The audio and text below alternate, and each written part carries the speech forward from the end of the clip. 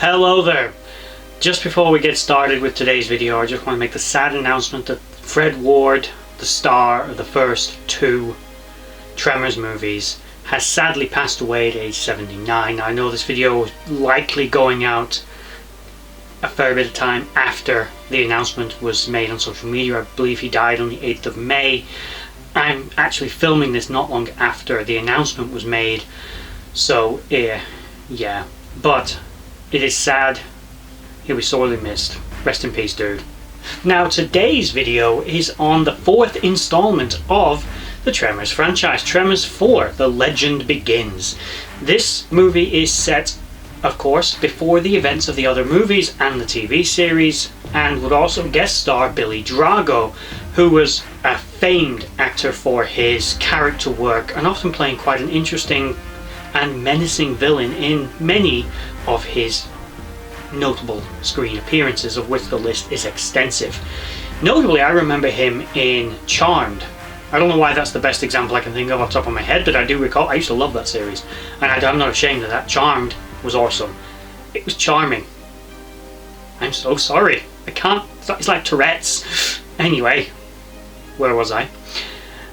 Before we begin, before the legend begins, I'll make myself laugh. Please like, share, subscribe, comment down below, and please tell me to stop making bad jokes. I won't, but you can tell me. This movie, as I said, is set over a century before the events of the first movie. You arrive in not the town of Perfection Valley, Nevada, but into Rejection, Nevada. See what they did there? Clever pun on words. It's a dying town that thought it was going to be part of the big gold rush and kind of wasn't, and the mine was going to, breathe life into the town, and it hadn't. But the mine has been evacuated because people keep dying. Oh no! So enter the mine's new owner, one Hiram Gummer, the ancestor of our beloved and series staple, Burt Gummer. Hiram, though, is not like his descendant. He is prudish, he is stuck up, he's a bit of an arse, and he's also lying about his fortunes. Pretty much his entire worth he's carrying on his back, spoiler alert. And he's basically pretending to have more money than he does, and he's buying everything on credit because he knows as soon as he manages to open that mine, he'll be golden. Literally, he'll be swimming in money. But he's got to get the mine reopened, and he's got to get people to go back out there. And you get an assortment of the different people in the town who are all basically the ancestors of the people you will get to know and love in the future installments. But for now, you've got Gummer trying to get things going straight. He takes a team of people, they go out there, and that's where you encounter the new incarnation of the Graboid. And by new, it's not new, it's just like the baby Graboid, because Graboids aren't born 20 feet long. They actually are born as a small creature that is commonly known as a dirt dragon, although they sometimes have other names. The dirt dragons are these little grubs that hatch out of the eggs. They're actually capable of leaping out of the ground, but otherwise they're basically just like their what they're going to grow into. They look kind of similar. They dig through the ground, they hunt in the same sort of way, they just jump out of the ground rather than drag you under, until eventually they get too big to do that when they evolve into the Graboid itself. These are what have been killing people down in the mines because they disturbed the eggs. Quickly, the people start to think about leaving the town, which would suck, but better than dying, I suppose.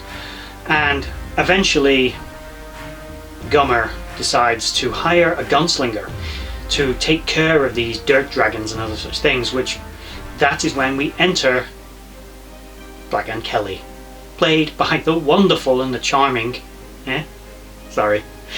Billy Drago.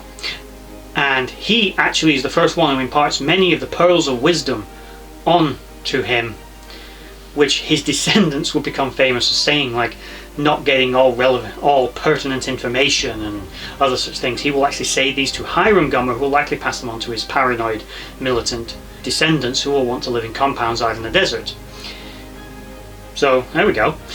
And by this point the dirt dragons have actually grown into full Graboids, and the horses start getting eaten, people start getting sucked underground, the whole world of shit starts to happen, people dying left, right and centre, and then it's revealed that Gummer's a bit of a fraud. He can't actually pay people, and he's no money, and he's that mind to open, but it's a disaster. He decides to leave the town of rejection, rejected himself, fuck off, and never return to try and, build a new life for himself. He swans off to what I'm assuming is Proto-Bixby, and that is a town next to Perfection, which is supposedly more successful because it's over the rock facings, the cliffs, the sort of the valley which everything's contained in. And there he sells his watch, and he uses the money to buy loads of guns. Channel and his descendant will be so proud he even buys a cannon. The vaunted cannon that was mentioned by Burt Gummer in the first film. When he mentions, it's like, why have you got cannon fuse? It's like, form a cannon. And you never actually get to see the cannon, but in this film we see the cannon, and I'm assuming it's the same damn cannon, just passed down through the generations. And bloody hell does he get to ever kill a graboid with that thing. Although he misses with the first shot. And, no one's perfect. First time using it. We don't always hit the hole first time. Or second, third, fourth. Sometimes we need a little help. Sometimes someone else just has to do it for us. Shoot the gun, I mean. Anyway, by this point, things sort of start to go a little better. They start to hunt the graboids down. They lure them into traps. They start killing them. There's guts and giggles everywhere. And, finally, they believe that they are rid of the grabbers. And how, you're asking, do they manage to cover up the existence of these things and all the deaths? Because people already thought that the deaths in the mines are due to gas pockets and explosions and human error and things like that. And they all collectively decide, once the graboids have all been successfully defeated, that they're now just going to pretend it never happened. They swear an oath to never say anything because they want people to come to the newly rechristened Perfection, Nevada, not Rejection, because they want to invite people to come and live there, work in the mines, and prosperity will follow. And it does for a long time, up until the mine closes about 100 years later. But little do they know there are more eggs. They only disturbed one little cluster that hatched prematurely. It seems that the graboids, as part of their life cycle, they lay an egg, the egg stays dormant for a long time, probably allowing the local ecosystem to recover. The egg hatches, becomes a dirt dragon. The dirt dragon feeds and feeds and feeds and grows and grows and grows, all through its graboid life, eventually becoming the gigantic worm when it's fully sized. At this point, the gigantic, now giant grub, because that's effectively what a graboid is now just feeding just to gestate the 3 or possibly more, usually just 3, shriekers that are growing in its belly. It will eventually die. It is literally just a mechanism to give birth to them. It dies, they burst out, go running about, they eat and eat and eat and eat and eat, and keep cloning themselves through sort of regurgitating miniature versions of themselves through asexual reproduction or mitosis, and they then quickly grow into an adult depending on the availability of food and do the same thing. Eventually, when enough food has been consumed and likely their population reaches a certain density and they reach a certain age, they start to shed their skin. They become the ass blasters. The ass blasters then don't feed as much, a bit like a butterfly. If you don't know this, butterflies don't eat enough food to actually live. The caterpillar eats and eats and eats. It needs all that fuel to basically fuel its transformation from a caterpillar into a butterfly. Once it is a butterfly, it eats very little and only lives long enough to reproduce and die. It eats enough to keep itself going. That's it. That's why butterflies don't live very long. Sad story of the butterfly and the shriekers and the ass blaster. The ass blaster is basically a butterfly. Doesn't eat a lot, and if it does, it slips into a coma. Its goal in life is not to eat a lot. It's not even going to live very long. Its goal is to fly away from where the other graboids and other things have grown, lay its eggs somewhere safe, and then for a few hundred years to go by, and then that egg to hatch and start the cycle all over again. So you go from 1 graboid to 3 shriekers to 100 shriekers to 100 ass blasters to 100 new graboid eggs, and then to 300, and then so on and so forth. In theory, exponential growth of a population. Now, of course, I am missing bits and pieces out of the storyline of this movie. The Tremors films, to me, are one of my comfort film series. It is a little bit, arguably, downhill from this point on. I don't mind the sequels, but I can tell that they're not as good as these earlier incarnations. But Tremors 4, The Legend Begins, not just because of its cast. It's a lot of fun, it's amusing, and despite what you might think, it is more maybe a family entertainment than what it gives itself credit for. Tremors, despite all the blood and the guts and the violence when people getting eaten, there's actually very little blood, and there's a reason they make the guts of the graboids kind of an orangey colour, because they can get away with that. Sensors only pick up on the red blood. Orange isn't considered blood and guts, so you can have as much of it as you want. You can be swimming in graboid guts and you'll be fine to be PG-13, or even, maybe even Universal, who knows. But the actual human deaths probably preclude that, and there is the odd bit of swearing, so yeah, PG-13. But there we go, or 12, as it would probably be in the UK, or just PG. We're a different system to America here. R-rated, for example, people go on about R rating like it's amazing. R rating is tame. R-rated's not bad. In the UK, what America calls R-rated is a 15. 18 certificate, that's when you get hard. That's what you might call a hard R, or X-rated possibly in America. 18 certificate, then we're talking violence. These films PG-13.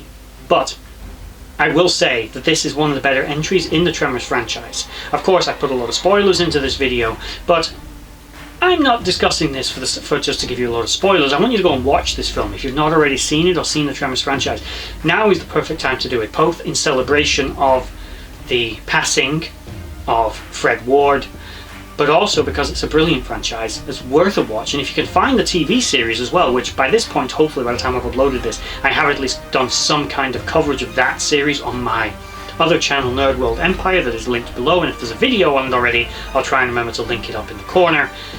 But I don't know when this video is going up versus that video, so it might not be up yet with the release of this video. Getting off topic. Point is, go watch the series. If you've seen it before, go watch it again. If you haven't seen it, go watch it. Start from the first one. Bear in mind the TV series, if you can find a copy of it, it's not canonical with the rest of the series of movies. It's its own thing, but it does, strictly speaking, follow the continuity of the first 3 films, and follows this, and then splinters off into its own sort of parallel dimension, for lack of a better word. But number 4, or more accurately number 5, that actually takes place canonically after 3, whereas 4 is before it, doesn't recognise the events of the TV series. But the TV series is worth a watch. It's also got a lot of great characters and great actors in that. Notably, Christopher Lloyd is a character in it. It's a brilliant show. It's a shame it didn't last longer. I think it's like 13 episodes, but it is well worth a watch and it is awesome. And now to my scoring of Tremors 4, The Legend Begins. This film to me is awesome. It's getting 6 out of 6. It's funny, it's enjoyable, it's fast paced but has the moments of slow growth. It has character development. It smartly links into the previous movies that are set in the future of it without it feeling overly cheesy or hammy or kind of afterthought ideas. It's a good film that's well worth a watch. 6 out of 6. It's an awesome film. Nerdgasm everywhere. And with that said, remember, it'll be alright, soon be Christmas. I still have no idea what that means.